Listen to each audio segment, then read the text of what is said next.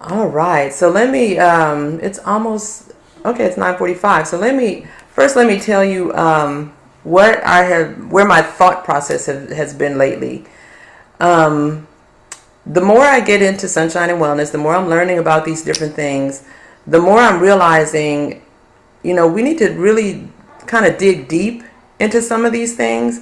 Because, like, for example, last month when we talked about diabetes and high blood pressure, yeah, we've been talking about that for our lives. All of our lives we've been talking about blood pressure and things like that. We've been hearing different things, but I never understood the things that I learned about blood pressure and diabetes like I did just last month. And I think it was just the past few weeks that I kind of dug deep into it. And once you start realizing what's going on in your body, it becomes a lot, well, not a lot easier, but it you become more mindful as far as what the choices you're making for your body. For example, and I'm going to talk about this forever, was the exercise portion of the diabetes, the function of exercise when you have diabetes, and how it pulls out the glucose. If normally it goes, through the process, and you have to have the insulin to go into the cells and all of that. But if your insulin is not working, then it's not pulling the glucose out of your blood. But if you exercise, then now the glucose goes into your muscles. It absorbs your muscles like a sponge. And a simple 10 to 30-minute exercise after you eat your food to let it absorb that does wonders. It does wonders, and the function of that is the same as the function of the medicine that you may be taking, which is to absorb the, well, I don't know the function, don't let me lie about the medicine, but I'm sure part of that is to get rid of the glucose. But simple exercise can do that as well. So things like that, learning things like that just has really blown my mind. And I really would love for you guys to, since this is a community call, I would love for you guys to let me know if there are certain things that you want to know more about, so that I can devote a month to that or a few weeks to that, and we could really dive into it and learn more about it. I know. So this month we're doing cholesterol and kidney, and we Joseph went into that really deeply at one point, and I think he's going to come back and talk about it again. But today we have Dr. Miles, who's going to discuss that with us as well. And let me introduce her. She's quite amazing. She was on here before. And before I do that, I'm going to give our disclaimer. This is a community call to educate the community about holistic healing. All the information and comments are the opinions and experiences of others.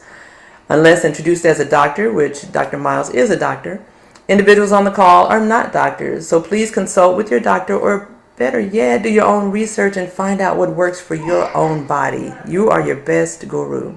So, Dr. Miles is the owner of It's Time Natural Health, conducts virtual consultations offering natural and integrative approaches to kidney function, cardiovascular health, digestion, autoimmunity, and prevention. She has helped clients improve their digestion, mood, energy, and sleep, while also decreasing blood pressure and blood sugar and reducing cholesterol. In addition, Dr. Miles has worked to rebalance the immune system for those with autoimmune conditions, restore hormonal balance, prevent kidney stone formation, and preserve and improve kidney function. Now, in the past, those things would have seemed like, okay, that's not true. That's not even possible. That's what somebody would think. But it's nice to hear that we've got somebody devoted to work on that. So thank you so much, Dr. Miles, for coming on again and sharing your time with us and your expertise. You're quite welcome, and thank you for having me.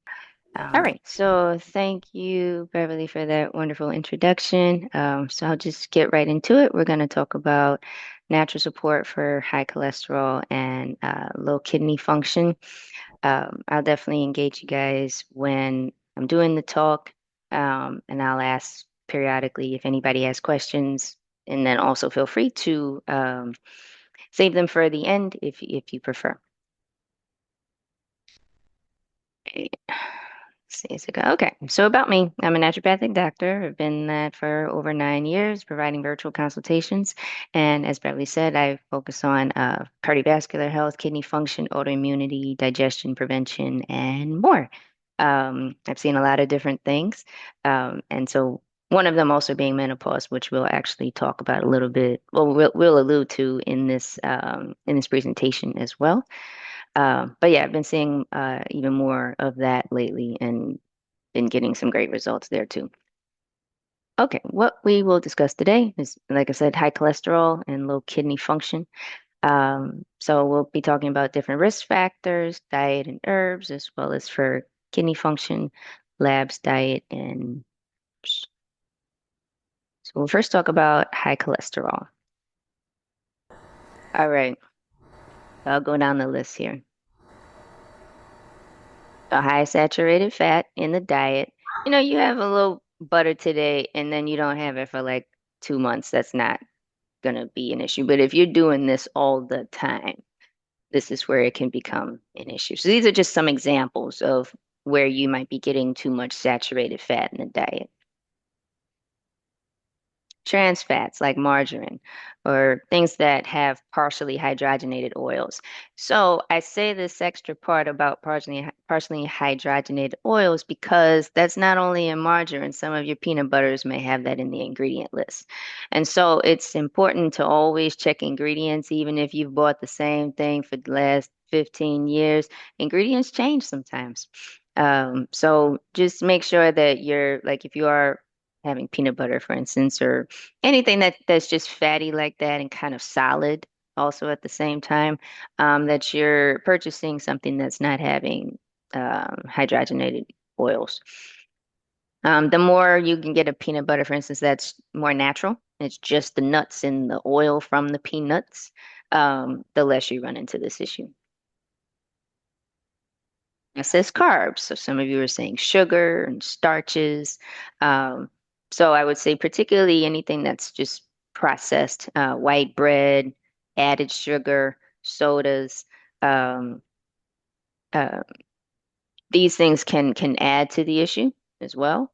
Um, and starches, yes, but one thing that's nice about like natural starches, like sweet potato, for instance. It comes with a lot of nutrients, a lot of fiber, right? But a lot of things like the white bread, the cookies, all of that, they don't have a lot of fiber. And so it's a spike in your blood pressure. And that also um, is more of a risk factor when you're experiencing that. Genetics, as was talked about before.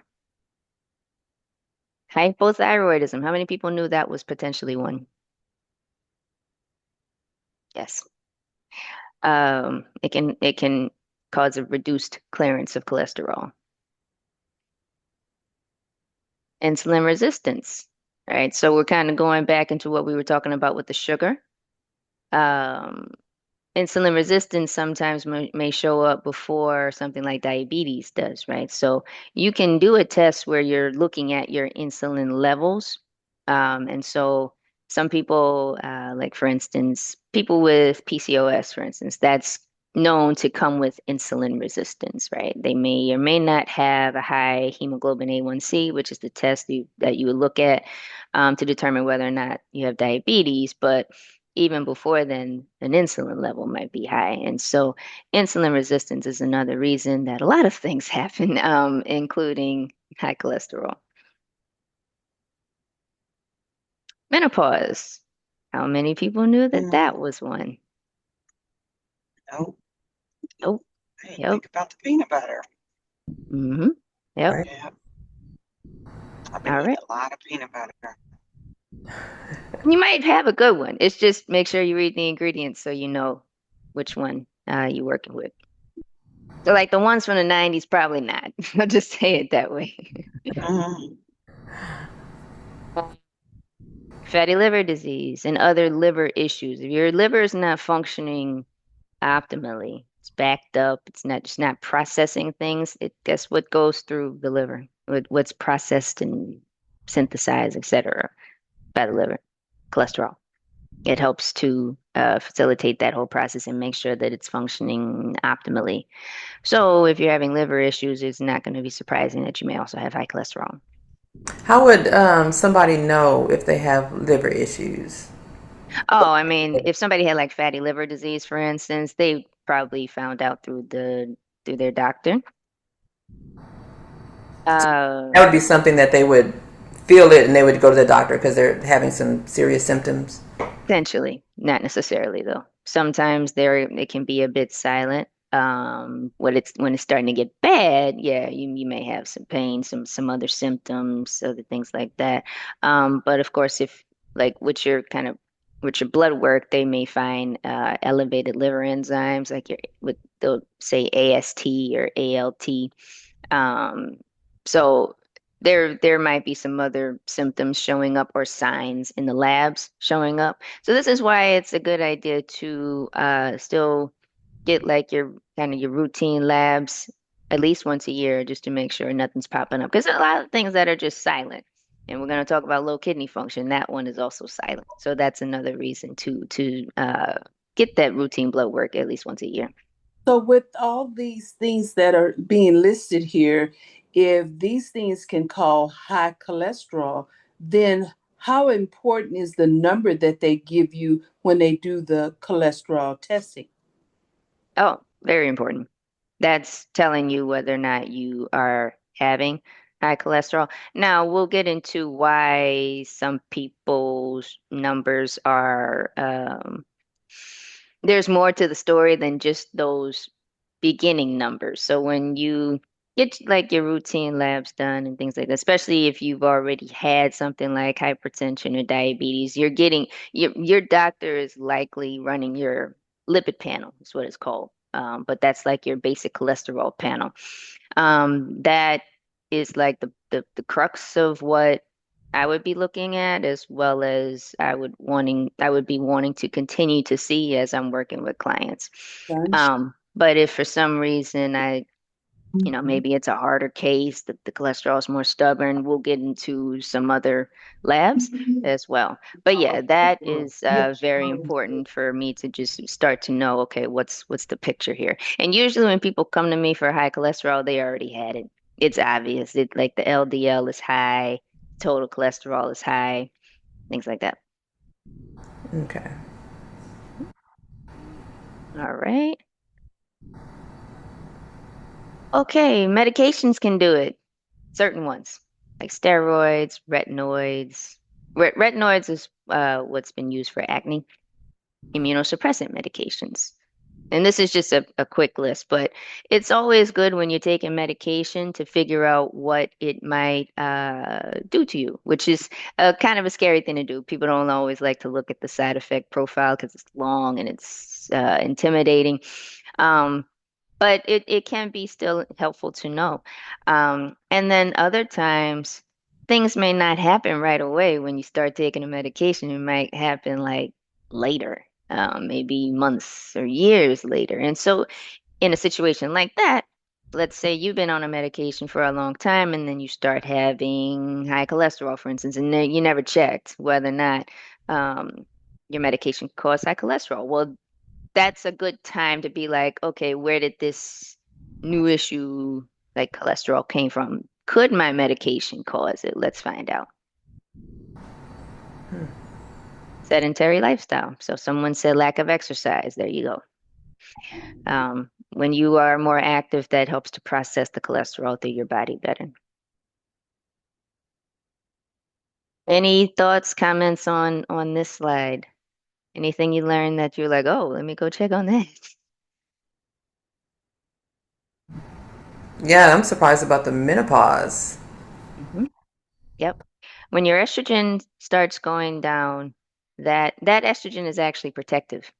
And so when it starts going down, you can start to have other issues show up. And so cardiovascular issues in general are you're at more women can be at greater risk when their estrogen starts to go down. All right, so let's talk about the issues with high cholesterol. Because some people, I think, they just like, yeah, I got high cholesterol, and that's just where it stops. Yeah, I'm on medication, like, but the reality is that I think we all know of at least one person, it's probably more like 5 to 10, but we'd probably know at least one person who had a stroke. Probably know at least person who's got a stent in their heart. Probably know at least somebody who died of a heart attack, or we know of somebody, right? These things do go places that they shouldn't be going. And so this is why I want to talk about that, because I think it can be helpful to look ahead, not necessarily to show in life that this will happen, but it's just like sometimes it's a good to be reminded of what it can look like if it's not taken care of, right? And that may, for some people, be motivation. But we're going to explain kind of what happens. So, high cholesterol is a higher amount of fats and lipids in the blood.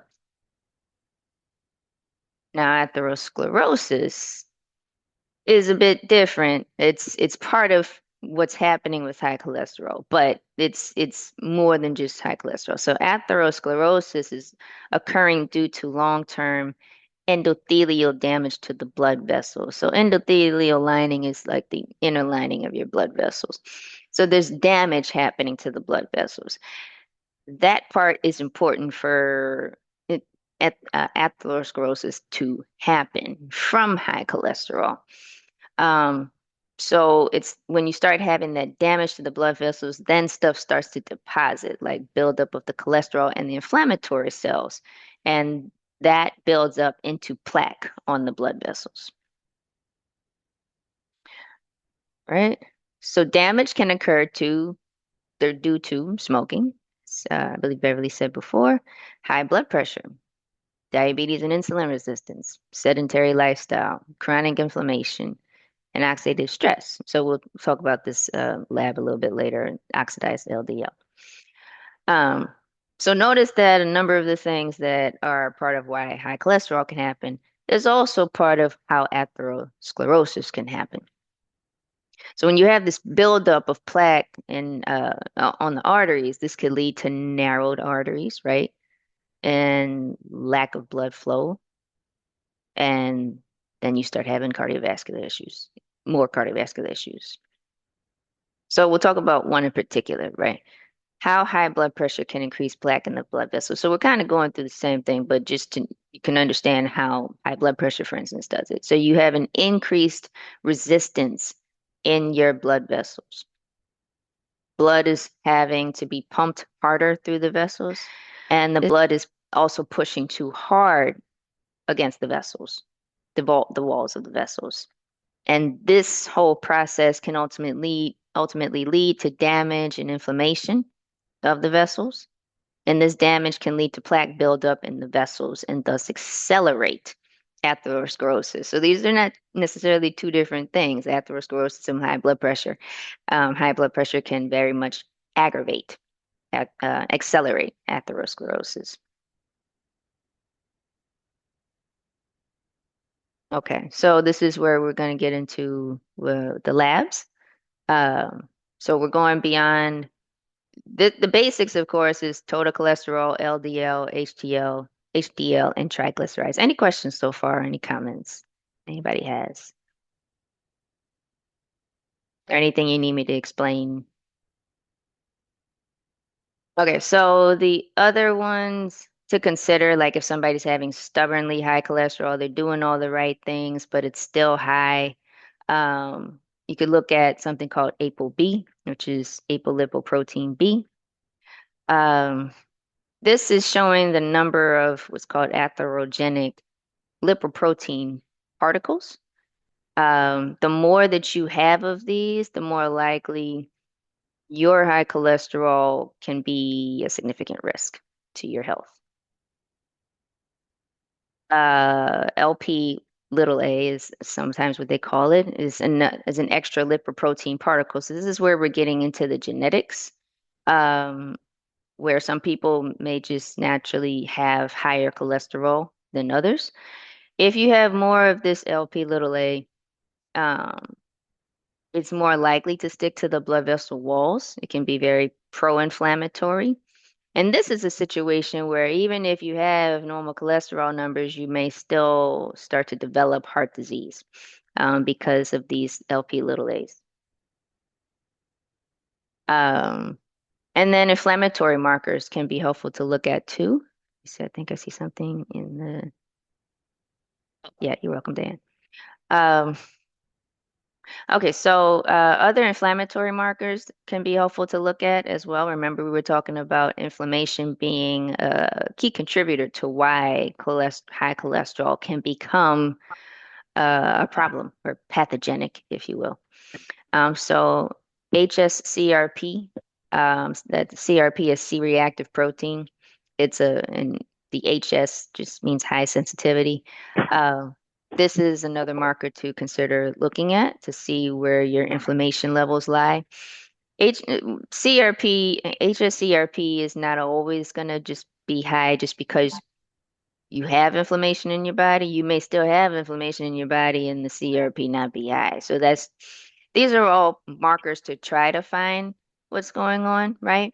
But I mean, like if you're having joint pains every day and you know that it was something you ate, or something you ate is causing you to have problems sleeping at night, or you're bloated all the time from what you're eating and things like that. I mean, you have inflammation in your body, even if it doesn't show up on a CRP, but this is another way to find out what's kind of really going on. And if that marker is high, well, then you have um, a nice way to kind of monitor yourself as you go along and in your journey of trying to reduce the inflammation. You can check these labs again and see if they're starting to come down. So LPPLA2 is another one.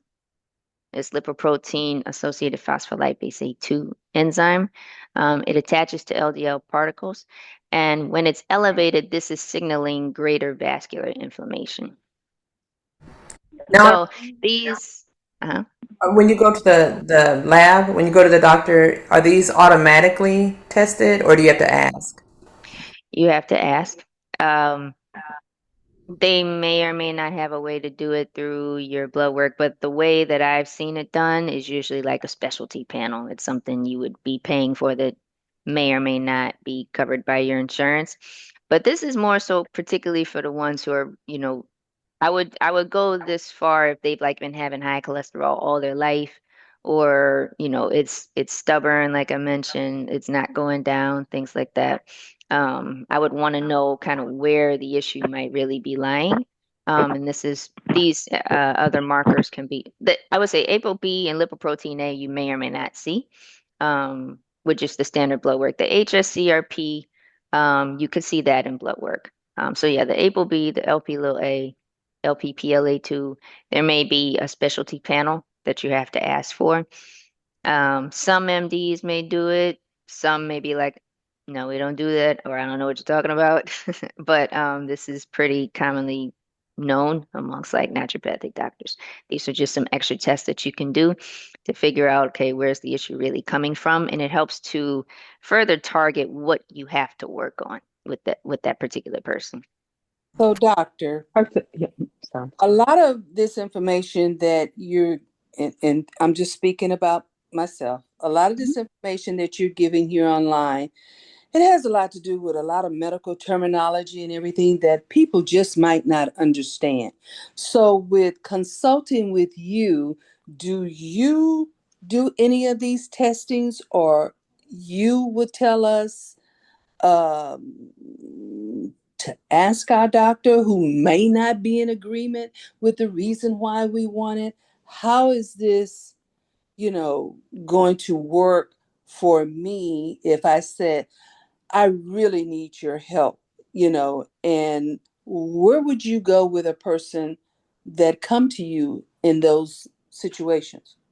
Mhm. Yeah, so the way I work is yeah, if something can be done through standard blood work, and then also medicine's always evolving, right? So I, you know, sometimes certain doctors may offer things that maybe they didn't offer 5 years ago. And so it can always be good to ask, like, hey, do you offer this, right? If they don't, and sometimes I'll just tell my clients right off the bat, like here's where you can go to just get this test done yourself. Okay. So that's the other way that it can be done. And Yes, yeah, I usually help facilitate the process. This is just for extra information for you guys to know about. But yeah, usually when clients come to me, I'm just helping guide this whole thing. fantastic. Thank you. Yep. Um, Thank you, Jackie. That was a question that I wanted to ask. Also, for myself, I am guilty of a lot of these numbers. I was told it's genetic. Hmm. Uh, I've had people that said it's not genetic. My triglycerides are fine. My LDL and my LDL is always high. It's 220. We've been watching it for the last 20 years, and Hmm. um, my medical doctor thinks that is high. Dr. Montgomery had always said, we're just going to keep watching it. And he has run all of those different testing. And I loved him so much because no one has run the different testing with the ones with the little a and all that other stuff. And I kind of have an understanding of it. But I need to go back to my report and take a look, and with what you're explaining, to have a better understanding of what's affecting me. My CRP um, is normal, is always very low. So I think that's one of the reasons why he has been very hesitant about putting me on meds. However, my medical doctor, who is not homeopathic at all, he insists that I take cholesterol meds. So I'm presently on a very low dose of progestin, or I can't even remember the name of it. Hmm. But I definitely probably need to speak to you to Sure, sure. get some more understanding of what it is and can do naturally. Now, Laverne, Because I'm very active. yeah. I'm extremely active. I do all the other stuff, but for whatever reason, my cholesterol just does not move. Hmm. Hmm. Now, I'll also say that like one of my mentors who's very deep into cardiology as well, he had done a lot of research and noticed that prior to the 1950s, high cholesterol was actually seen as a good thing. However, after that point, you started having an influx of more processed foods. I mean, the what we've been exposed to since the 1950s is very different from what it was before, right? And so you have all these other factors that can make cholesterol more of a risk than it was before. And so, uh, like my family, familial hypercholesterolemia runs in the family. So my mom had high cholesterol from probably in her 30s. And the doctor was actually not concerned at the time. He was like, this is it's just high. It's just what it's gonna be. Um, but now that she's older, she's paying attention despite that it's high. There's just these other factors. And so I would say all these other factors are continuously important to just keep in mind because it's one thing for it to just be a little higher. It's another thing to make sure you're managing all these other risk factors. So yeah, we can definitely talk. My website will be at the end of the presentation, and so you can reach out to me that way. Um, Anything else before I move forward? Let's see. Oxidized LDL, that was the other one that I was going to mention. That one you can get done on labs. You can just go to your doctor and be like, hey, can I see oxidized LDL? Because again, LDL, it's gotten the rep of being the bad cholesterol, right? But it's what happens with LDL that's particularly the issue. And so when it starts to become oxidized, this is where you can start to run into problems. So, like I said, that's when you can get done on a lab panel with your blood work. So this is a thing to remember. High LDL plus inflammation and damage to the blood vessel lining is where you can be more likely to form plaque formation in the blood vessels. Now, when you say oxidized LDL, what exactly is that? So that's kind of getting into oxidative stress, and these just different oxidized particles can start to be part of the LDL component itself. And when that happens, that's when these LDL particles can be much more of a high risk to your cardiovascular system. Yeah. So we'll get into some other things later about antioxidant support to help stave off oxidative stress in the body. Oxidative stress is associated with multiple health conditions, and this is just how it shows up when it's with high cholesterol. All right, so as atherosclerosis, we kind of talked about this before, but it can lead to the narrowing, the thickening, the stiffening of the blood vessels. It's not supposed to do any of that. And so when that happens, um, blood flow is just not going to be able to go through as well. And this can happen in different arteries, different blood vessels of the body, including the coronary arteries. And some of you probably are familiar with what I mean by coronary arteries. You might have heard of coronary artery disease. You know, that's when the coronary arteries are right on your heart, right? And so that's why I included it here particularly, because this is alluding to where you can start to run into issues if it's affecting the coronary arteries. So the point is you got to have healthy blood flow to have a healthy body, right? And it's you got to have healthy blood flow for a healthier cardiovascular system.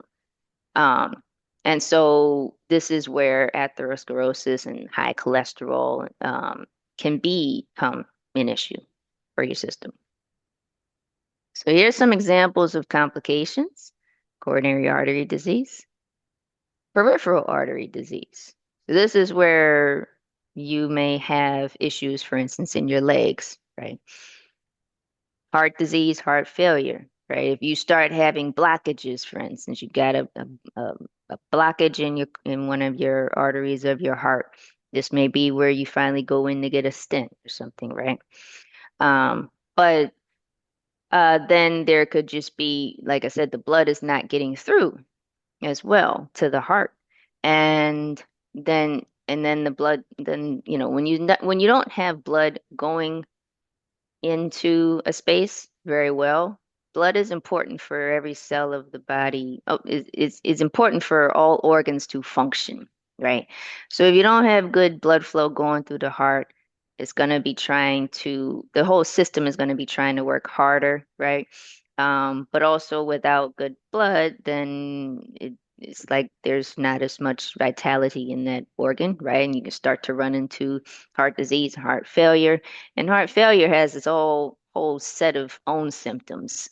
Left-sided heart failure can look different from right-sided heart failure. So we'll go into some symptoms of a culmination of all of these types of ailments. So again, it's just important for you. This is the part where I'm saying it can be important to look ahead so that you understand what you want to prevent. Okay. Because these things can definitely impact your quality of life. And it can impact it can impact the lives of those around you, the ones that love you, the ones that want you to stick around, the ones that don't want to be worried about you, right? So you want to try to prevent all of these. Stroke, right? One of my friends, his dad had a stroke. Now he's in assisted living. I don't know why he had a stroke, but this is, hypertension and atherosclerosis. When you don't have good blood flow in an area, stroke is one of the things that can potentially happen. And so my friend has now had to essentially be part caregiver, whereas, that wasn't something he had to do before. And so this is why I say it's not just about the high cholesterol. It's about what can happen later on. If it's not checked, what can happen to you and how it can change your life as well as the lives of people around you. Heart attack, right? Um, and then, of course, if you get a heart attack, I don't have it on here, but death is a complication, right? Um, so here are some of the symptoms that can happen with. This is just a collection of all the different symptoms that can come from the health conditions I was talking about on the previous slide. Shortness of breath. People think, oh, that's asthma. Like, no, no. You can have shortness of breath from heart failure. Um, Trouble breathing on exertion. When you're trying to exert yourself, you're trying to exercise. Trouble breathing at night. Um, Fatigue. You just don't have the energy you used to. Chest pressure or pain. And this may happen also when you're trying to exert yourself. Exercise tolerance and mobility can decrease. So you just can't do as much as you used to. Maybe you like to like clean up the yard or something like that, and you used to do it for 2 hours, and now you can only do it for 30, 45 minutes. Or if it's really bad, maybe only like 5, 10 minutes, and then you got to take a break. You got to take more breaks than you used to, right? And some people say, oh, it is just getting older. It's like, well, if you got all of these things going on, not necessarily. It's stemming also from whatever condition within the cardiovascular system may be occurring. Um, Having to sit up just to breathe, right? So, extremities, when I say extremities, I mean like your arms and your legs, your feet. They can change in temperature, color, and appearance. You can have leg pain while walking. So that's particularly when you're starting to have peripheral artery problems. Peripheral, again, going away from the center and out to the arms and legs. Um, Ulcers. So when your blood vessels are not getting that blood flow, you can start to have ulcers. Um, Wounds that are slower to heal. Again, blood flow is important. Adequate blood flow is important for healing, not just optimal functioning and vitality, but also healing.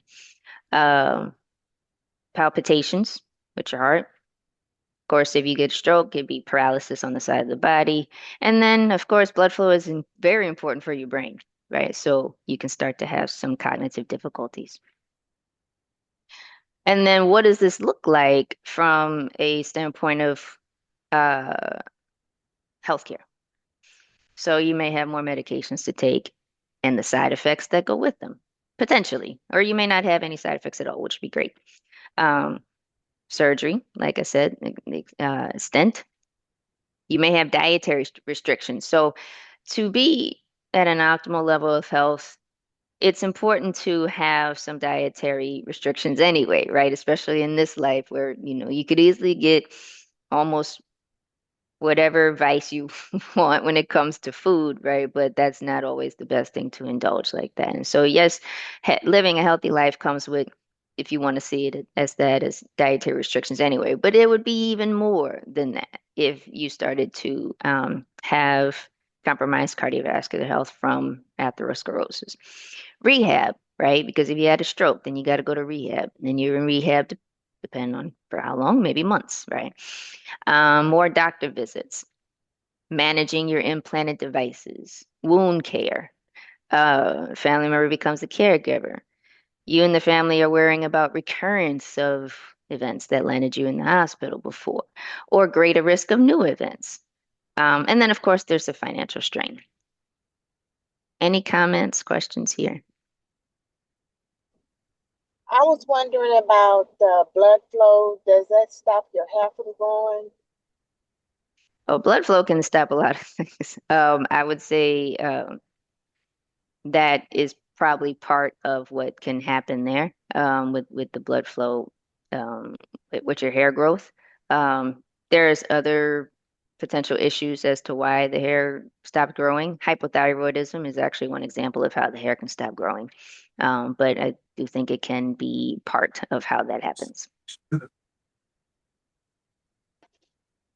because I checked my thyroid, and my thyroid was fine, but for whatever reason, my hair uh, stopped growing, and they said it's the blood flow that's coming through your scalp. It's not uh, doing what it's supposed to do. hmm And then you got to look at why the blood flow is not there. So it's one thing to say the blood flow is not there. Why is the blood flow not there? So that's what we're saying. It's that's part potentially of it, and then you got to dig into why that's happening. Could that be part of the immune Can I system? ask a question? I'm sorry, it was two people at the same time. What was the question? Could that be Okay, part I of have two kids. Now, their father has a history of thyroid and, um, I believe, heart problems. Now, the one that's 41 has congestive heart failure, but they can't figure out where it's coming from or none of this. I've been to several doctors with her. She gains a lot of fluid and everything. Mhm. And I just don't know what else to do. And the other daughter is showing signs of having the thyroid issue. And I just don't want them to be going through that kind of stuff. Well, so what should I do? That is a whole conversation. I would Uh, have them come see me. I'd really? have to look at various reports and labs and get a whole case, as we call it, a history of what's been going Yes. on. I Any have other a comments, questions question. here? Uh-huh. Yes, I see on the list cognitive decline. I was wondering, um, have you seen any research that connects low cholesterol level to Alzheimer's? Um, I have not, however, that doesn't mean it's not there. I just may not have come across that just yet. Um, but if you wanted to follow up with me, I can definitely take a look and I will find out. Anything else?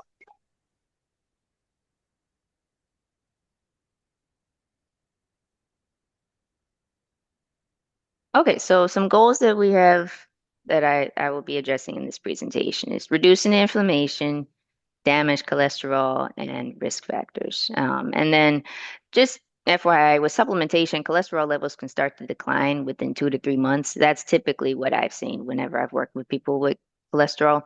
And really, I say 2 to 3 months because that's when I have them go check it again, is really like every 3 months. I'll see what it looks like. These numbers can thus change pretty quickly.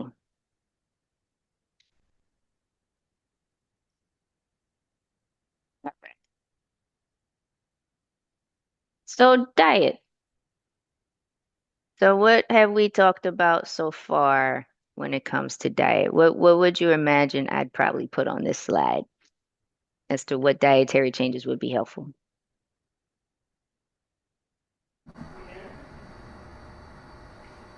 Plant-based for sure. It could reverse it. Mhm. Anything else? Less meat. Yeah, right. No processed meat. Right. Good fat.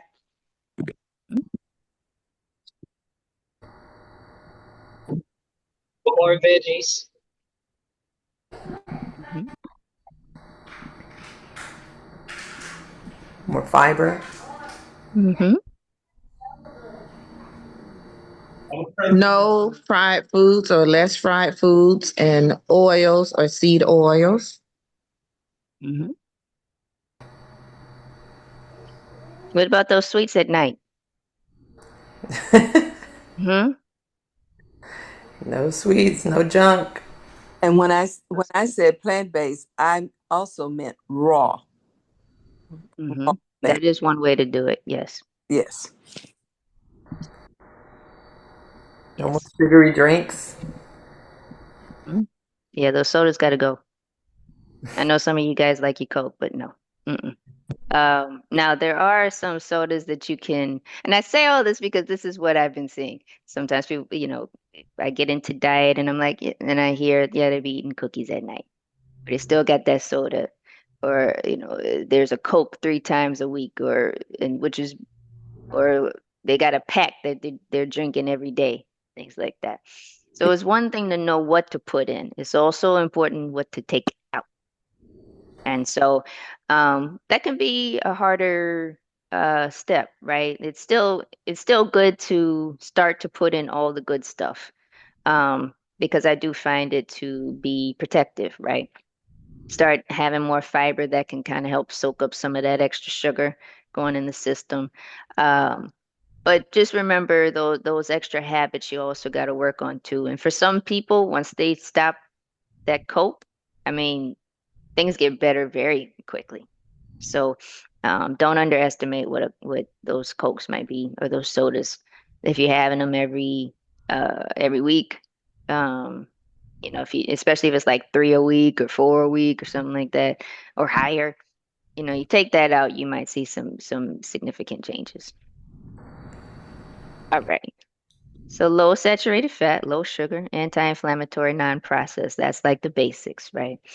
Some of you probably have heard of the Mediterranean diet. Again, that's still pretty much what I've mentioned here, as well as a lot, a multitude of fruits and vegetables. So you're getting a lot of those antioxidants and fiber and hydration from the roots and vegetables as well. I am familiar with the raw food concept and that, as I mentioned before, and the plant-based. These are also great ways to do it. I've also worked with a number of clients who that wasn't what we did, and we still got the cholesterol down.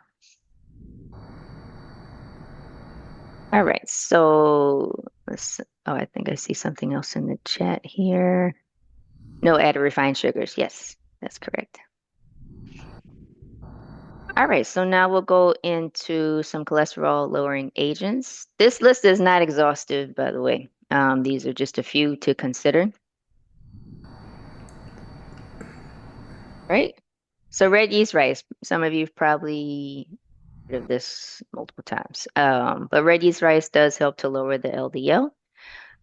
Plant sterols, um, they come from different plants, but they can compete with cholesterol. You may see this more so in supplement form.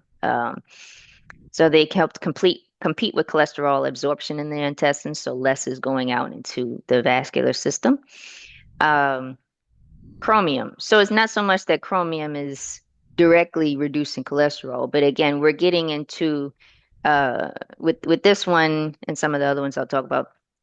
It's not just about reducing cholesterol, it's reducing the causes of why you have high cholesterol. So as we talked about before, insulin resistance can be one of the reasons why you end up with high cholesterol.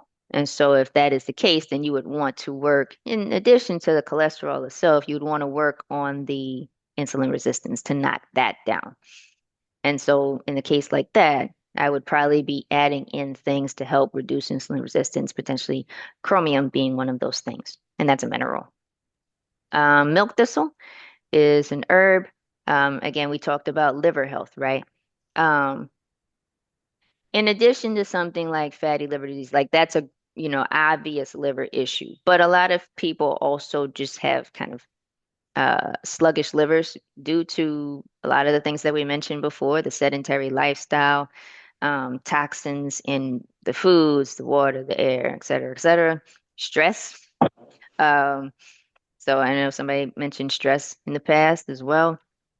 All of these things can make a liver just not function as well, right? And so even if your liver enzymes on labs are not high and there's no signs of liver issues, there still could be some functional issues there. And so milk thistle is one of those herbs that can help with improving liver health. And when you improve the liver health, you can have better processing of the cholesterol in your body. Milk thistle is also an antioxidant. So we were talking about oxidative stress being part of the cascade of different things that can contribute to cholesterol becoming more of a greater risk, right? So milk thistle also has antioxidant properties that can combat oxidative stress. And milk thistle also prevents that endothelial dysfunction. When I was talking about the lining of the blood vessels being compromised, milk thistle can help protect that issue from that issue. So all those medicines that the doctors want to give you to lower your cholesterol, to lower your blood pressure, really have side effects to them, and they're really not helping. Is that kind of the way that goes? I wouldn't say they're not helping. You're definitely, I mean, like so much of the United States is on a statin medication. And I do think it is preventing a lot more cardiovascular issues than otherwise would be the case. But yeah, it can come with its own set of issues. Most people that I have encountered on a statin, they don't have issues, but sometimes, and is the case with any medication, you don't know until the person starts taking it. So, um, and like there are people who take natural things and a medication as well. And there can be benefit in doing it that way too, because uh, if you some people don't run into issues with side effects until they're at a certain dosage, right? So it's the higher dosages sometimes that cause the problem for them versus the lower dosage. So if they have a natural set of things they're doing, and then they have the medication just to just knock down that last bit that's, really a problem, but it's at a lower dose, then that may be a workable strategy for them. So different people do it different ways. Question. Mhm. Plant steroids. Now, are there a list of these plants that might be not good for us to eat, or that they're going to be interfering with our cholesterol lowering situation? Plants that you mean like certain foods or certain herbs, or can you rephrase the question for me? Oh, I'm looking at the second one under red yeast rice, and it has plant steroids.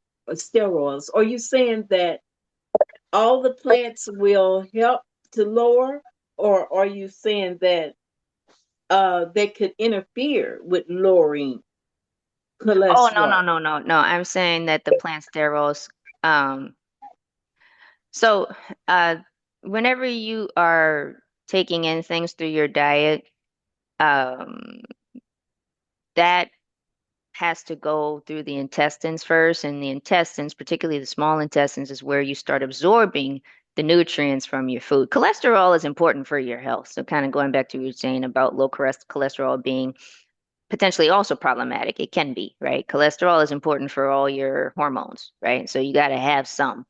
But the problem is when you start having too much of it in your system. And so, just kind of like, fiber also, we'll get to fiber in a minute, but like fiber helps bind things up so you don't absorb them as much from your intestines into your blood. And so plant sterols is just another way to also keep your body from absorbing too much cholesterol in your system. So it's a way to help manage high cholesterol. Okay, thanks. Mm. Any other Hi, questions? yes, doctor. Thank you Mhm. for your information. This is Miss Peggy. What is a good Hi. cholesterol reading? What is a good cholesterol reading? So total cholesterol needs to be under 200. Um, and LDL, I believe, needs to be under 100. But that is something that can definitely be readily looked up as well. Um, and also, when you get your labs done, I would encourage you to read them yourself because a lot of times, not all the time, but a lot of times, the reference ranges will be right there next to the number. So you can see how high or low or within normal range you actually are for any particular lab test. And if not, then because I've seen also labs where they just don't say it, they just put the number there. Um, but then the doctor's like, oh, you might be high on this, or you're high on this, or they may have like it may be bolded, or they'll have a little arrow that's up to say that it's high or something like that. Those are also situations where I would say it can be really helpful to go online and look for the normal reference ranges just so that you're aware of what's going on with your labs too. Thank you. Hmm. All right. So here's some other ones that can also help to lower cholesterol. Bergamot, which helps to reduce total LDL, total cholesterol, LDL, and triglycerides. Garlic is another one that can help to reduce total cholesterol, LDL, triglycerides. It also supports potentially reductions in blood pressure and blood sugar. It's also an antifungal. So, one thing I like about herbs is that they do multiple things. Psyllium fiber, and just fiber in general can be helpful for managing cholesterol. Psyllium fiber has been shown to reduce LDL. And then artichoke leaf. This is like more the herbal form of the artichoke, not necessarily just the artichokes that like you're eating from the can or anything. But artichoke leaf also supports liver health and protects the liver. Artichoke leaf uh,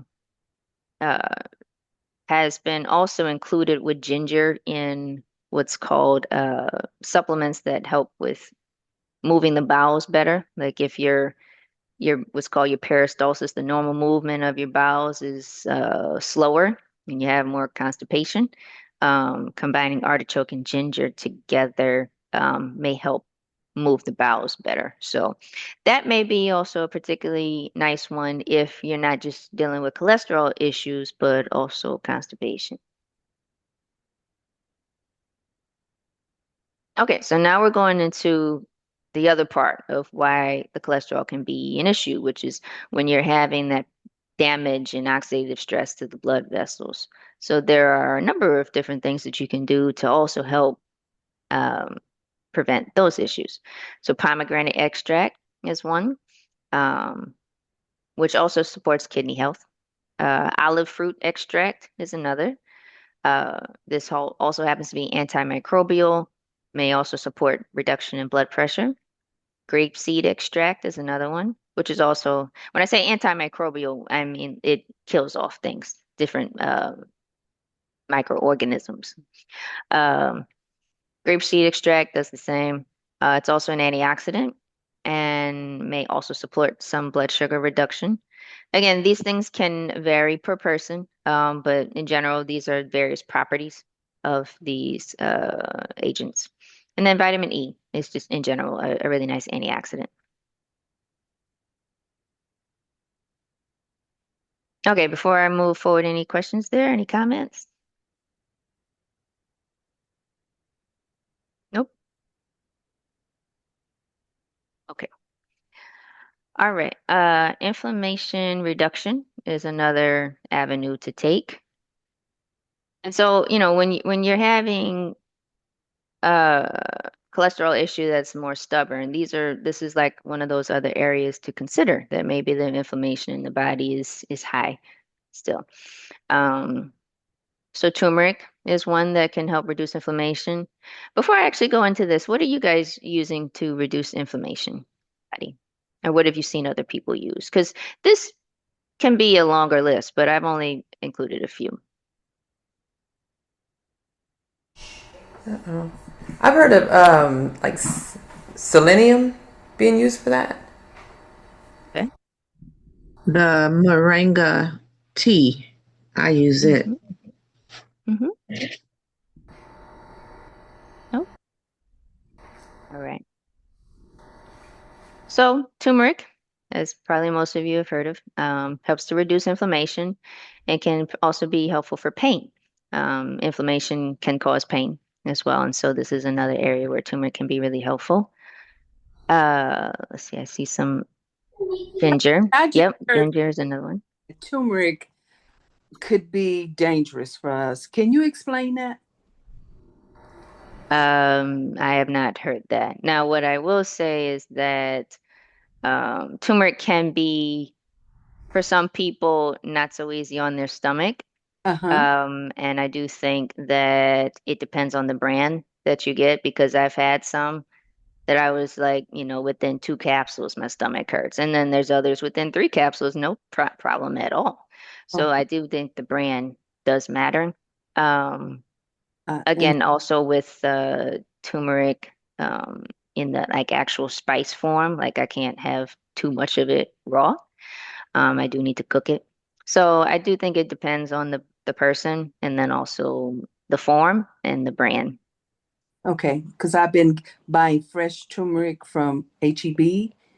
And just recently I heard this about turmeric and I was kind of disturbed about it. And so I just got to do more research. Thank you. Hmm. Now I've heard that with the turmeric, you got to do it with the black pepper in order for it to absorb, or something like that. That is one way to help it absorb better. Um, Turmeric's absorption rate is not that great. And so it can be helpful to put it with some fat or some black pepper. You'll also see different supplement companies may have something called a phytosome complex, and they're doing that essentially to improve absorption. Okay. So yeah, it can be helpful to see some of these other things mixed in with the turmeric supplement, like the black pepper, the phytosome complex. These things do help improve its absorption. Oh, Now, I just wanted to give a brief share on that. Um, the turmeric, I can't take it, like when it's in peel form, I guess because of the black pepper. And when I try to add black pepper to my turmeric root or powder, my veins feel like they are going to they're on fire. It's Mm, miserable. And so mm, I have to stay away from black pepper. mhm. Okay. now, Yeah. And that's like one indication of listening to your own body, right? Because like I can have turmeric and black pepper and it's not an issue in a supplement, right? But that's what I mean. Like everything is up for discussion for once you individually um experience it. So, now, what about so is it curcumin that's in the turmeric? What about Hmm. taking that directly? That's another way to do it too. The people I've seen it done both ways, where people will do whole turmeric supplements. And there's other benefits that can come in general when you have the whole form of the herb versus just its active, what's considered one of its major active components, or also known as a constituent. But so curcumin is that for turmeric. And so that's why you see a lot of supplements that are sometimes just giving you that because they're trying to maximize on the intended effect that they want you to have with that supplement. So that could be reducing inflammation, reducing pain, et cetera, et cetera. Um, so in this case, for reducing inflammation, curcumin would be fine most times. However, um, whole turmeric is also fine. I think it's also just important to find out what works for you. Okay. So, like in Diane's instance, if since she can't do the black pepper, could she do the Mhm. curcumin and get a good result from that? Potentially. I mean, different people react to different things, right? So it could be there's something within the turmeric, the whole herb turmeric, that she's reacting to, or maybe it's the curcumin itself. She won't necessarily know until she tries. But it sounded like from her story, it wasn't necessarily the turmeric, but it was the black pepper that aggravated the issue for her. And so maybe something about that turmeric black pepper combination is an issue for her. So it can kind of get a little more nuanced. But yeah, I mean, like one example that might give further like kind of understanding of what I'm saying is that at one point I wasn't tolerating oranges very well. I was starting to develop a food sensitivity to oranges. However, it was like the standard orange that like we all know about. But when I switched to a different type of orange, then I didn't have the issue, right? And so even though oranges all look, like oranges, they are genetically different, like the regular, like the orange that we kind of all know as a standard orange versus the navel oranges, the carrot oranges, the blood oranges. These are all kind of genetically still different. And so for my body at the time, I just needed to switch the genetic type and then I was fine. So it can be kind of nuanced like that as to what is the real issue that a person is having from a certain substance. Okay. The reason I brought up the curcumin was because you could take that without the black pepper, right? Oh, I mean, yeah, you can take turmeric in general without black pepper. It's just that black pepper is really just there to enhance absorption. You'll still absorb something from it. Black pepper, you don't have to have black pepper with it. Okay. I have a question. Yep. So, doctor, what about cooking with it with the turmeric? Does that kill some of the properties? I usually put it close, like when I turn the fire off, so it won't be, heated so long. Hmm. But cooking with it, maybe that would help a person. I don't have a problem Yeah. with it when. Hmm. Yeah, this is another way to, like for me with zucchini, I don't tolerate raw zucchini. I have to cook it and then I'm fine.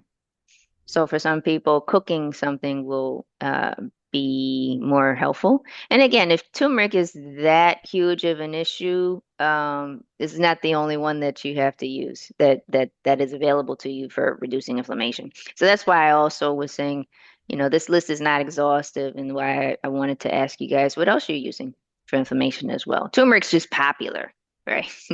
And it is quite helpful when you get a brand that works well for you and you're at what dose you need to be at.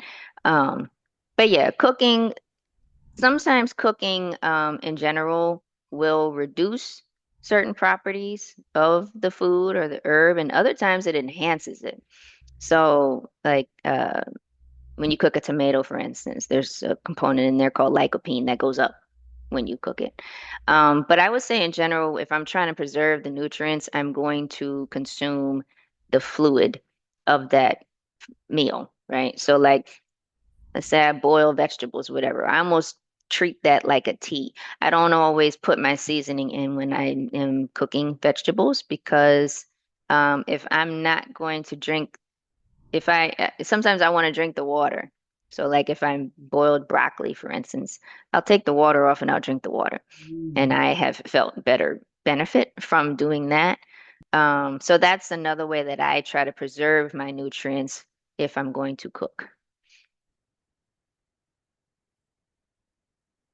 Uh, and yeah, curry is another way to, I see that in the chat. That's another way to get turmeric in. Just make sure when you're doing the curry, you're not just doing a whole bunch of oil with the curry as well. You don't want to like offset what you're trying to do. Okay, so boswellia, also known as frankincense, can help to reduce inflammation. It's also really well known for joint pain. So you'll probably see that in a lot of supplements for joints. Skullcap bacillensis. So there's two skullcap types. There's skullcap lateriflora. That's the whole Latin name. And then there's skullcap bacillensis. Skullcap bacillensis is the one that's more so known for also reducing inflammation. Both types of skullcap help to reduce anxiety. Um, the one that's skullcap bacillensis just helps reduce inflammation potential a little bit more. Um, and so this is also something, again, going into the different components of what's going on, right? Like, let's say the reason that you eat too much of a certain thing that adds to the cholesterol issue, it's because you're dealing with anxiety on a regular basis, right? And so as long as you're dealing with anxiety, it's hard to manage a healthy diet because you're eating, trying to reduce the stress. Uh, and so this is another area to consider when you're trying to do all the right things, but you're having trouble. It's like, what else might be in the background that you also need to address so that all these other things can flow better? And then flaxseed. Flaxseed is another one that is also great for fiber and reduction of inflammation. So there's definitely more than one way usually to do things. All right. Any questions before I go into kidney function? Anything else about cholesterol, inflammation, anything like that? I find it interesting how the effects of cholesterol is very similar to the diabetes and blood pressure. Mhm. It's like, oh my God, it's almost identical. I mean, there's additional things or whatever, but I see why Sunshine used to call everything a condition. He wouldn't give anything a label. He would just call it a condition. And a lot of these things often go together. So, it's not a lot of people with diabetes have high blood pressure. Actually, about 2/3 of people with diabetes have high blood pressure. And then cholesterol is usually, it's not surprising to see high cholesterol come with high blood sugar issues or just cardiovascular issues in general. A lot of these things tend to go together and they can affect each other. All right, so now we're going to get into kidney function a bit. So there's a multitude of things that could impact your kidney function. these are just a few, just kind of in context of what we're talking about now and what I focus on. All of these four can all impact your kidney function. High blood pressure, high blood sugar, high cholesterol, and lupus, which is an autoimmune disease. And there are a couple other autoimmune conditions that can also impact the kidneys. They're more so associated with like the kidneys themselves. But yeah, lupus can affect any organ and including the kidneys. So one of the major problems in kidney care, doctors often tell their patients about their kidney function declining when it becomes pretty low and they're nearing the need for dialysis or transplant, and that is not how I do things. My frame of reference for like what numbers I'm starting to pay attention to be like, okay, we need to work on this, and I'm telling you about it, um, at a much higher level of numbers than the average MD that you will see, particularly your PCPs. Okay. So in terms of labs to start, and I go into this more in the book that I'll mention at the end, there's a lot of labs that you can look at to monitor your own kidney function. But the two main ones that you want to look at that you should be having your doctor do when they're doing like your annual kind of routine labs is creatinine and glomerular filtration rate. These would be both on a set of labs called the Comprehensive Metabolic Panel. But again, these are things that your doctor should be running at least once a year. Um, so creatinine is something that is in your system from the breakdown of your muscles. It's normally supposed to be there. And your kidneys are normally supposed to filter it out, right? So it keeps it within a certain level in your blood. When your kidneys are compromised, they don't filter as well, right? So the filtration rate goes down, hence the glomerular filtration rate going lower. Um, when you don't filter as well, that means that certain things can build up in your blood that normally would not build up, and one of those being creatinine. And so creatinine is a common way for creatinine and the glomerular filtration rate are two common ways to that doctors monitor kidney function. It's like kind of the beginnings of essentially catching something. Now, you can also see it even earlier, potentially in the in urinalysis, but that's going a little bit more in depth. These are the two main ones that I would say should easily be found on your routine labs. If your GFR is under 90, you may already be experiencing kidney damage and a decline in kidney function. Now, some of the equation changed a little bit. So if somebody's like in their upper 80s with the GFR, I may be fine with that. I'll still be paying attention. But in general, if you're starting to go below 90, that's when I'm starting to look and pay attention to be like, okay, let's see what's going on here. To give you a frame of reference, most people, like middle-aged adults that don't have any kidney function issues whatsoever, they're usually in the hundreds. And that's not something that's talked about very much. A lot of people, a lot of doctors may say your kidney function is going to decline anyway as you get older. But what I have seen is that rate at which it declines, like that's already readily found online, roughly what to expect per as you age, the drop in your kidney function. A lot of people are dropping much faster than that, that come to me, right? And so that's not the reason, in my opinion, as to why their kidney function dropped and why we should just be leaving it alone. So So there is um, that can be done about the kidney function when the doctor gives you different stages in which your kidney is function, and you pretty much don't even know what the stages mean, but you know it's one, two, three, four, and maybe so on, I guess. I'm sorry, I missed the beginning of your question. What was Okay. your question? When you go to see a kidney doctor and they give you your stage in which your kidney is functioning, one, Hmm. two, three, four. Hmm. When is those stages the way that they are, and can they be changed or can they get better? That's what I do. Yep. I help to preserve kidney function and improve kidney function. Um, Fantastic. so the issue of what I was alluding to here is that, you know how I said the GFR, I'm usually paying attention if it goes below 90, right? A lot of people don't find out until it's below 60. Because in the medical field, a lot of times they consider anything above 60 to potentially be normal. And in pretty much every case that I've seen, there's a reason that it's that low and it's not usually normal. Usually, the person already has a risk factor for kidney damage, such as hypertension, such as diabetes, right? So why are we thinking that this is normal? So, but, um, so yeah, by the time a doctor will stage you, like you probably will like not know if you were in stage 1 or 2. You'll find out when you hit like stage 3 or 4, which is very shocking for a lot of people because then they're like, well, what happened to stage 1 and stage 2? Why didn't you tell me anything? And this is a very common occurrence.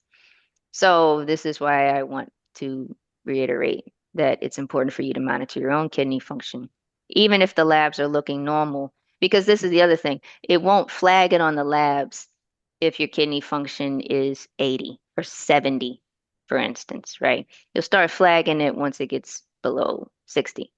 But if you look at the creatinine levels, the reference range for the creatinine level, when you get to the higher end of that normal reference range, that is when your GFR is roughly around 60.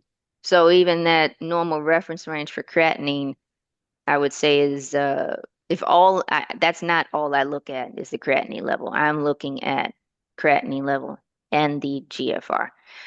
On labs, it probably won't be spelled out glomerular filtration rate. It'll just say GFR or eGFR, something like that. Okay, moving on from this slide. Medications. If your kidney function is already low, always tell any doctor you see to prescribe meds that are not kidney toxic. Always, always.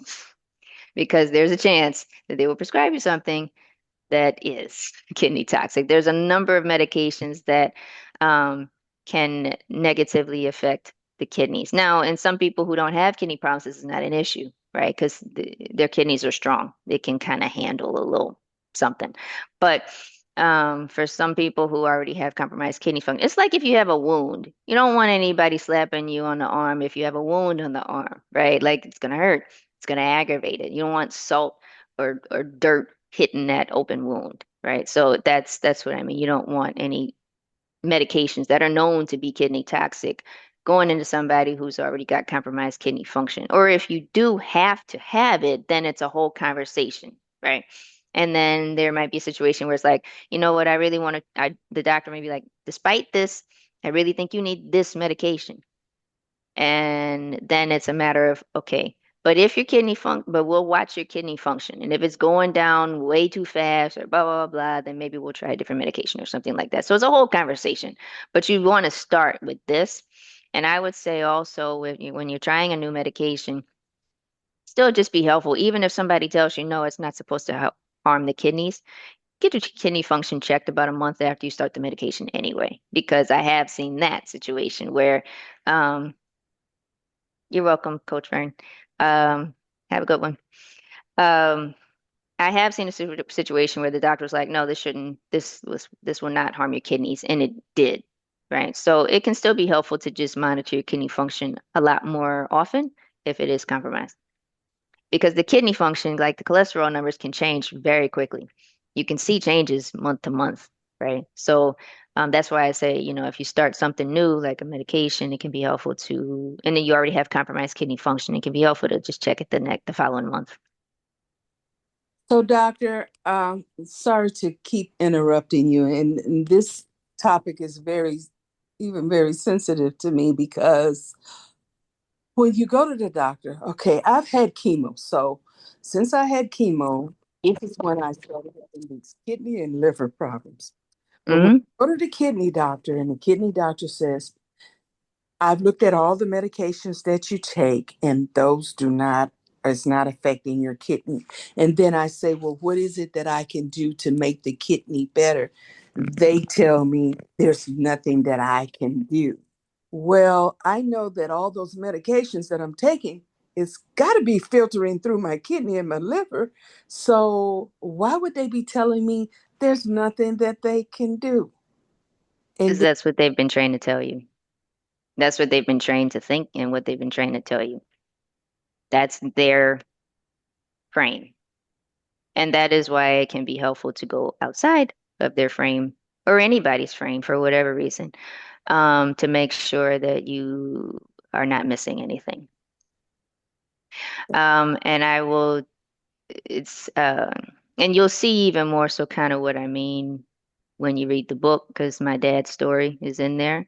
Well, a bit of his story. He has kidney disease. Um, but yeah, I mean, like when I first was starting out as a naturopathic doctor working on kidney function, he connected me with his doctor. It's my first time trying to connect with an MD who worked on kidney function.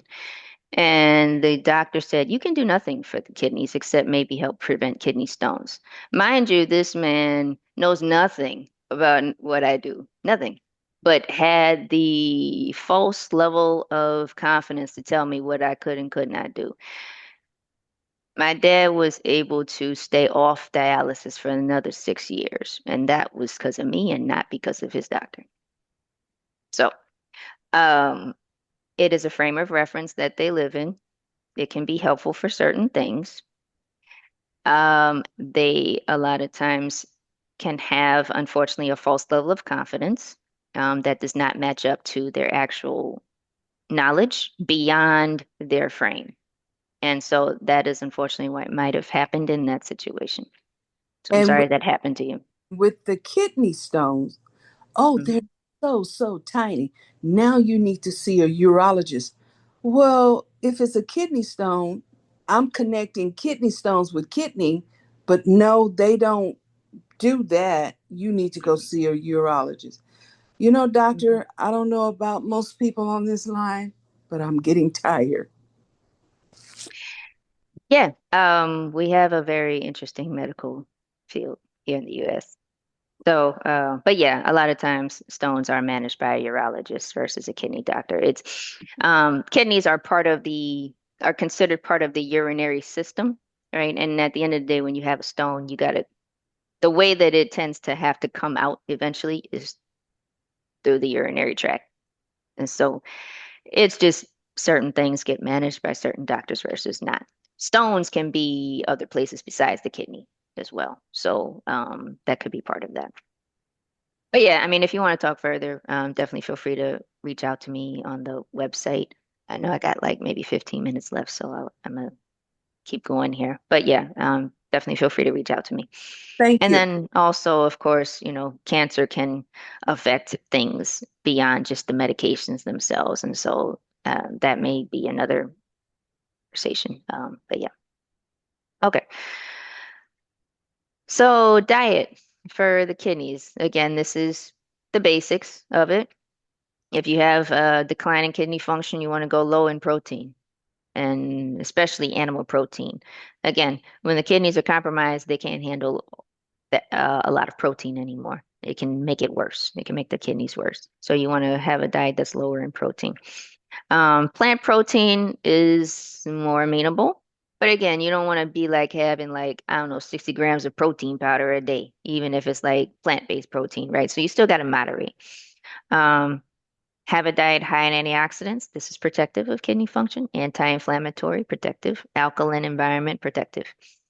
Um, your diet may have to be changed even further if you start having electrolyte imbalances, which can happen when you have compromised kidney function. So again, going back to that, the filtration is not as good as it used to be.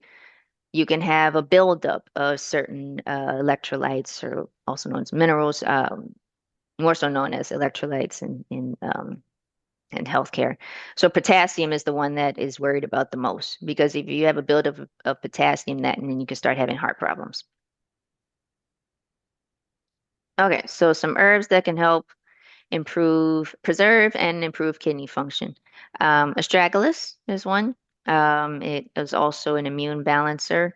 Um, and well-known herb in Asia, and so well used, commonly used herb in Asia. And so I say that because sometimes you may hear uh, medical professionals say, "Oh, there's no research for this." And my first question is, did you look, or did you just regurgitate what some establishment said to you? Because I'm likely to find what I am looking for. Um, it may not be on the same scale, or it might not be to a certain whatever standard that America is saying is optimal, right? It could be optimal, but that doesn't mean that just because it's out of that framework that it didn't happen, right? And so there's a lot of information, a lot of studies, a lot of books and things passed down, et cetera, that's out here that has worked, right? And particularly if you go outside of American research, you will find a whole lot of information. So never just narrow yourself to research within the United States. It's important to look here too. I'm not saying that, our system has a lot to offer. It's very beneficial in certain ways. It's just that that's one frame. That's what I'm trying to say. And it's important to continue to look outside that frame so that you look in the frame and you look out and you look outside the frame so that you have a more comprehensive understanding of what you can do. So astragalus is a well-known herb, um, used in Asia, used within naturopathic medicine, and it can be helpful for the kidneys. Now, when you go online, you might see debatable information. Some people be like, oh, it works. Some people be like, oh, it aggravates, et cetera, et cetera.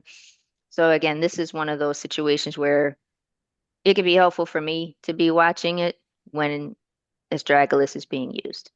Um, Milk thistle is a lot of people know it as helpful for the liver. It's also very helpful for the kidney. It protects the kidneys just like it protects the liver. It may help also lower blood sugar. So again, when we're getting back into, the fact that herbs can do multiple things. Some of you have probably heard of the term multi-drug therapy, right? So you get like multiple drugs, right, to manage a certain situation. Well, herbs already come, each of them already comes with multitudes of things that they do. Each and every, like almost each and every herb has like multiple things it does. It might be known particularly for one or two things, but usually it does multiple things. So this is the knowledge, that's the ancient knowledge and preparation and development that's just been sitting in the ground for centuries, millennium. So gotu kola is another herb. It's anti-fibrotic.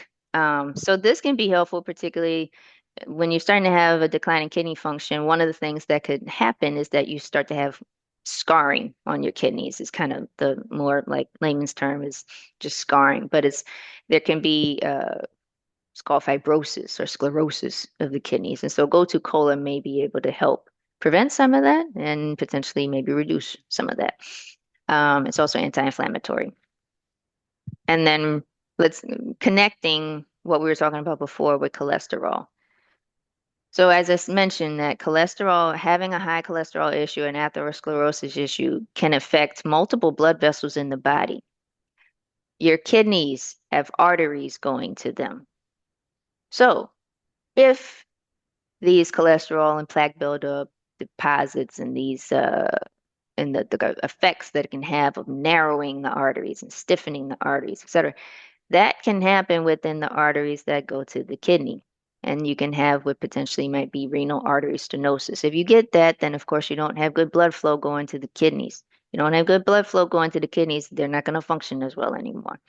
It can be part of, what happens. And then the kidneys and the cardiovascular system have a relationship, right? So if the kidneys are not getting good blood flow, what else can happen? Blood pressure can go up. If the blood pressure is up in general, not because of the kidney, well, then that can also affect the kidney. So when we're talking about how these things all flow together, this is examples of that. And so this is another reason why you want to manage the cholesterol better, because you want to protect your kidney. It's not always the case that if somebody's got long-term high cholesterol, that it's going to deposit near the renal arteries and cause kidney issues. It's not always the case. A lot of people with high blood pressure, they go get their ultrasound on their kidneys and there's no stenosis of the renal arteries. So it's not to say that it's not going to that it's going to happen to everyone. It's I haven't seen it much. However, it is a possibility.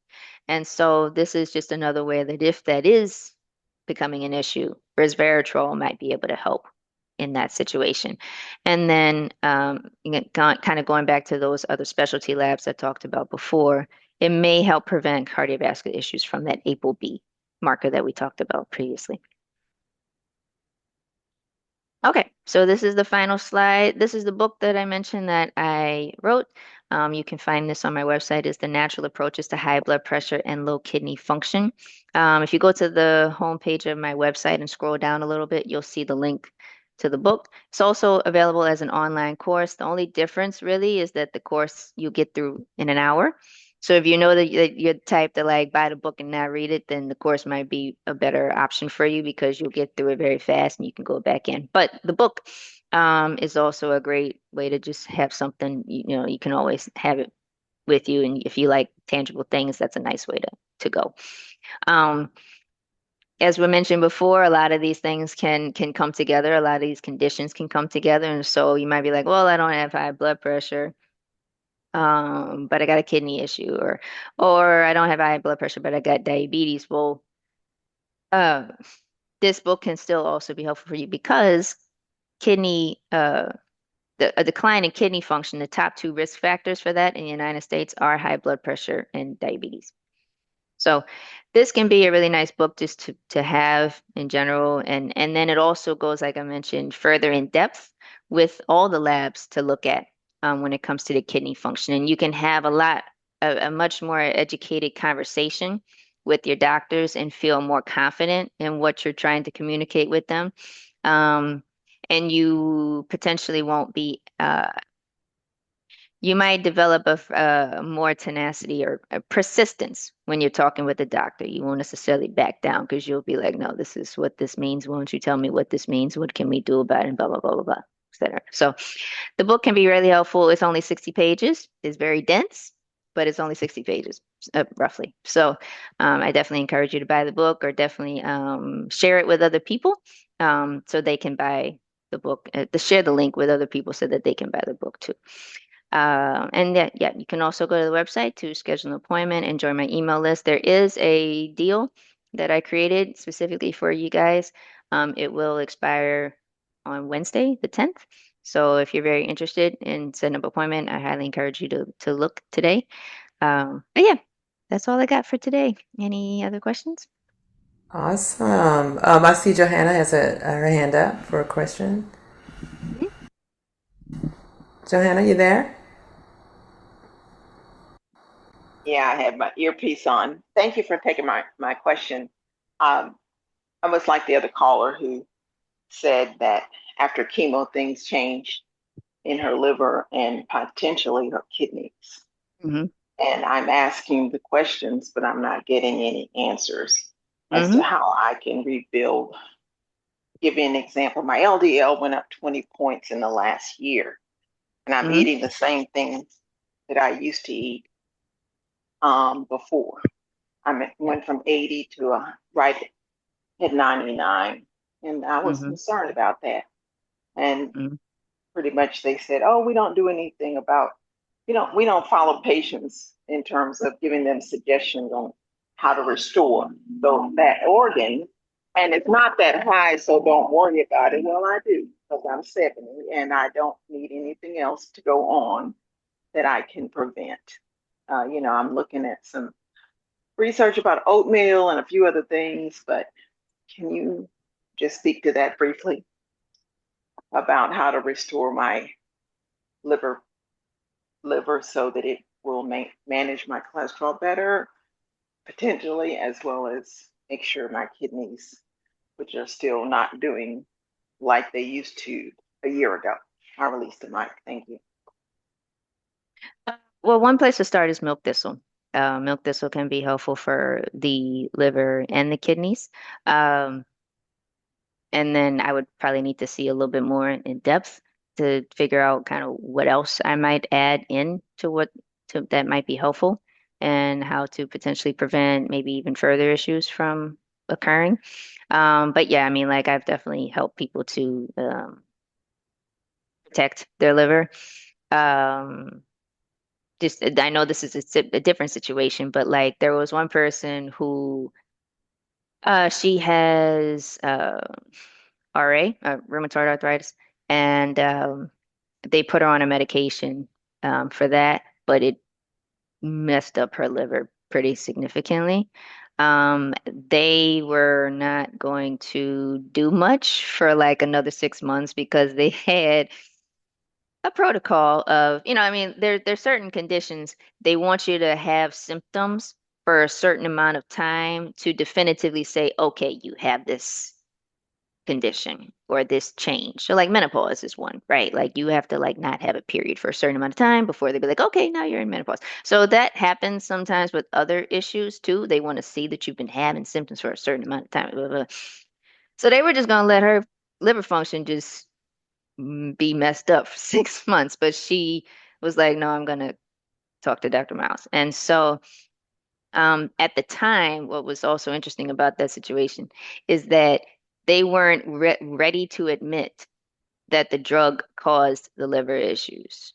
And I took a history, like I do with my clients, and I was the one who found out. And I'm pretty sure this is the drug that caused it because there was no other reason that this happened. And so that's what I mean beyond just milk thistle and there's a lot of different herbs that help with liver health. Milk thistle is particularly protective and helps support its healing. But beyond that, it's like, okay, I tend to need to see kind of the whole picture so I can see what else might be going on as well. That's one place to start for sure. Awesome. There's, Thank you. Thank you. You're welcome. and I want to be mindful to your time because I do see it's 11:30. One person asked, can you assist someone with ESRD and on dialysis? Yes, okay. Most people, unfortunately, um, now, I will say this. I haven't seen a situation where I'm getting somebody at like a GFR of 15 and bringing them back up to 90. So that's not, it's nice if I can do that, but that's not always my goal for someone whose kidney function is that low. My goal is to get it further up and to get them to a place where they can kind of keep it further up, right? So that may not be 90, but it's helping them to have a better quality of life and have and keep the kidney function that they still have and give them a little bit more beyond that point. It can be I would say the unfortunate part is that a lot of people come to me at that level. They don't come when their GFR is like 60. And part of that is because of what all the things that I mentioned before of how the medical system handles it. And it leaves people in the dark, and then they're racing to try to figure out, what do I got to do? Kidney function is really low, about to go on dialysis, or I am on dialysis, things like that. And so, yeah, I do see most of those types of clients when it comes to helping with kidney function. And I've been able to see some improvements with their kidney function as well as their symptoms, right? When the kidney function is that low, that's like a kidney function can be pretty silent as it drops in terms of symptoms, but once you start getting pretty low, that's when you really start seeing some other symptoms like itchiness, fatigue, anemia can happen when you start to have kidney function. People don't always know this, but the kidneys have a huge role in producing your blood. And so when your kidneys are starting to decline, that ability starts to go away. And so, beyond just the kidneys themselves, there's all of the other parts that that I can help with that help to make the client more comfortable and help them to live a better quality of life. Doctors are often just watching you until you can get to dialysis. And the other thing about dialysis is that it does not resolve the anemia issue. Dialysis is specifically to help you with that filtration part, but the kidneys help to produce the active form of vitamin D, right? They help to produce the blood So these other things are also part of what happens. And also in a situation of dialysis, depending on the type of dialysis you're doing, that can come with its own risks. It's a life-saving thing, so I'm not in disagreement with dialysis. It can definitely be a lifesaver. But for some people, it just can come with different things. And so, particularly like if you're doing hemodialysis in the center, that can be pretty harsh on the blood vessels. And so, in a situation of dialysis, that's one of my prime targets is to preserve and protect your cardiovascular system. But yeah, I would be glad to help in a situation like that. And the other thing I would say for people who are maybe looking at dialysis sooner, they have a family member who's looking at it. Um, Peritoneal dialysis is one that I would likely suggest more than hemodialysis. And one of the reasons for that is because if you are trying, let's say you decide to go on dialysis, but you still are curious about maybe trying to improve your kidney function despite that. Well, the residual kidney function that you have left will go down faster if you are doing hemodialysis in the center versus if you're doing the peritoneal dialysis at home. So these are all just other little factors to consider with all of that. Okay. And I just want to ask one last little quick thing. I'm sorry. So if somebody has been told, okay, they need to start taking dialysis or doing dialysis, Mhm. if they're kind of stubborn and they decide, okay, you know what, I'm going to try one last thing, what would be the thing that they could try to improve their kidney without having to get on dialysis? Oh, I mean, there's just a lot of things that I would do in terms of diet and herbs. Um, and then I would look at their medications and things like that. So it's not like one thing usually. But like I mentioned, some of the herbs that I mentioned in this presentation, I may use with them. It kind of varies depending on what's going on with them. So if somebody's been told, okay, you need to take dialysis, they can come to you and Mhm. get a diet plan or a guideline as far as to try to do it without getting on there first. Yeah, yeah. And it can very much depend on the person. So um, they've got to want it for themselves. That's one of the big things because I've had people bring their fathers to me and it works for a little bit. And then later on, I find out, they didn't continue with the things that I mentioned, or they end up going dialysis. So I would just say it's important that whoever I'm working with, they want it for themselves, and they're willing to be pretty aggressive potentially with diet changes and things like that, and getting the labs done. It can't just be kind of, oh, I'll just get them done later. It's aggressive at that point in terms of how much you got to be on top of things if your kidney function is quite low. So that would just be the main thing that I would say. Okay, awesome. Awesome. I love it. Thank you so much, Dr. Miles, for coming You're on and welcome. explaining this so beautifully for us. And you guys, please, if you're threatened with that, please just give her a call and see what she can do for you before you hop on dialysis. Don't let that be your only option without looking into something else.